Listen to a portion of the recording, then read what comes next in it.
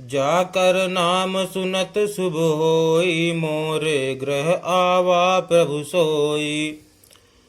परमानंद पूरी मन राजा, कहा बुलाई बजावहु बाजा।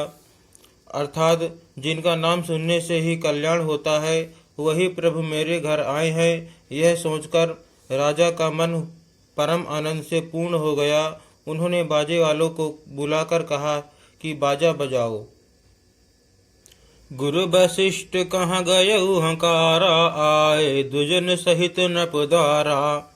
अनुपम बालक देखिन जाई, रूप राशि गुण कहि न सिराई। अर्थात गुरु वशिष्ठ जी के पास बुलावा गया। वे ब्राह्मणों को साथ लिए राजद्वार पर आए। उन्होंने जाकर अनुपम बालक को देखा, जो रूप की राशि है और जिसके गुण कहने से समाप्त नहीं होते।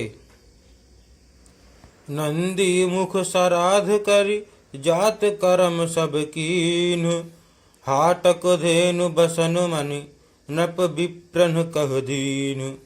अर्थात फिर राजा ने नंदी मुख श्राद्ध करके सब जात कर्म संस्कार आदि किए और ब्राह्मणों को सोना, गौ वस्त्र और मड़ियों का दान दिया।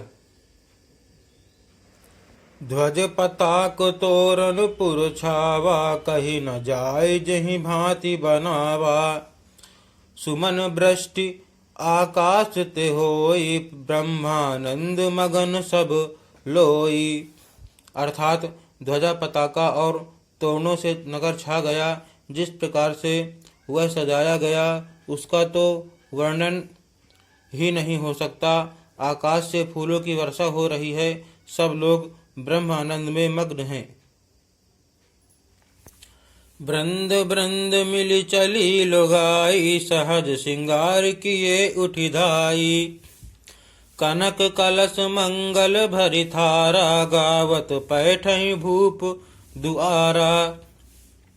अर्थात स्त्रियां झुंड की झुंड मिलकर चली। स्वाभाविक श्रृंगार किए ही वे उठ दौड़ी। सोने का कलश लेकर और थालों में मंगल द्रव्य भरकर गाती हुई राजद्वार में प्रवेश करती हैं। करी आरती निवछावरी करहीं, बार बार शिशुचर नहीं परहीं। मांगध सूत बंदीगन गायक, पावन गुण गावहीं रघुनायक। अर्थात वे आरती करके निछावर करती हैं और बार बार बच्चे के चरणों पर गिरती हैं। मांगध सूत बंदीजन और गवैये रघुकुल के स्वामी के पवित्र गुणों का गान करते हैं। सर्वस दान दीन सब काहू, जहि पावा राखा नहीं ताहू। मृग मद चंदन कुमकुम कीचा, मची सकल बीथिन बिच बीचा। अर्थात राजा ने सब किसी को भरपूर दान दिया। जिसने पाया उसने भी नहीं रखा, लुटा दिया। नगर की सभी गलियों के बीच बीच में कस्तूरी चंदन और केसर की कीच मच गई। ग्रह ग्रह बाज बधाव शुभ, प्रगटे सुषमा कंद। हर सवंत सब जहाँ तहाँ, नगर नारी नर भृंद। अर्थात घर घर मंगलमय बधावा बजने लगा, क्योंकि शोभा के मूल भगवान प्रकट हुए हैं। नगर के स्त्री पुरुषों के झुंड जहाँ तहाँ आनंद मग्न हो रहे हैं।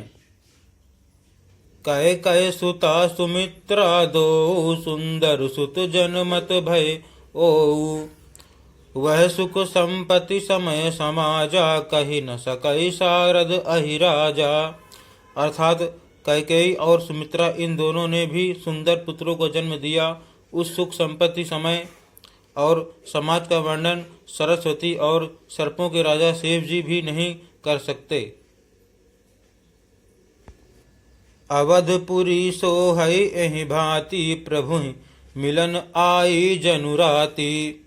देखि भानु जनु मन सकुचानी, तदपि बनी संध्या अनुमानी। अर्थात अवधपुरी इस प्रकार सुशोभित हो रही है, मानो रात्रि प्रभु से मिलने आई हो और सूर्य को देखकर मानो मन में सकुचा गई हो, परंतु फिर भी मन में विचार कर वह मानो संध्या बनकर रह गई हो। अगर धूप बहु जनु अधिआरी उड़ई अबीर मनहु अरुनारी मंदिर मनि समूह जनु तारा नपग्रह कलश सो इंदु दुआरा।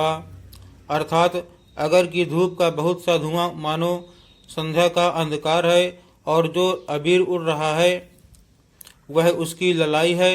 महलों में जो मड़ियों के समूह हैं वे मानो तारागण हैं। राजमहल का जो कलश है वही मानो श्रेष्ठ चंद्रमा है।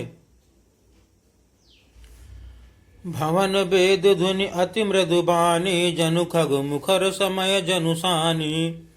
कौतुक देखि पतंग भुलाना एक मास तें जात न जाना। अर्थात राजभवन में जो अति कोमल वाणी से वेद ध्वनि हो रही है वही मानो समय से समनुकूल सनी हुई पक्षियों की चहचहाहट है। यह कौतुक देखकर सूर्य भी अपनी चाल भूल गए। एक महीना उन्होंने जाता हुआ न जाना, अर्थात उन्हें एक महीना वहीं बीत गया। मास दिवस कर दिवस भा मरम न जानई कोई। रथ समेत रवि था केउ निशा कवन विधि होई। अर्थात महीने भर का दिन हो गया, इस रहस्य को कोई नहीं जानता। सूर्य अपने रथ सहित वहीं रुक गए, फिर रात किस तरह होती।